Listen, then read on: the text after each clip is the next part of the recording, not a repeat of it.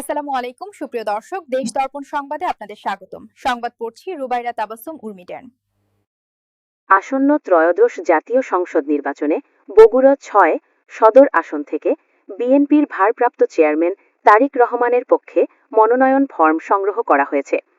রবিবার দুপুর 12:30টার দিকে জেলা প্রশাসকের কার্যালয়ে আনুষ্ঠানিকভাবে এই ফরম উত্তোলন করা হয়।